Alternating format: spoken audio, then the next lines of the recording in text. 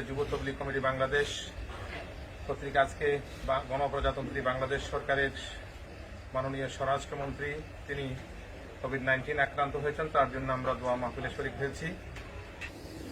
আল্লাহ রাব্বুল আলামিন রহম না করলে আমরা এই ভাইরাসের মাধ্যমে শিক্ষা গ্রহণ করতে পারবো না। তাই আল্লাহ রাব্বুল আলামিনের কাছে আমরা দোয়া করি যেন এটা থেকে আমরা শিক্ষা গ্রহণ করি, আমাদের ঈমান আকীদা মজবুত করি, এটাই যেন আল্লাহ রাব্বুল আলামিন আমাদেরকে সেই তৌফিক দেন।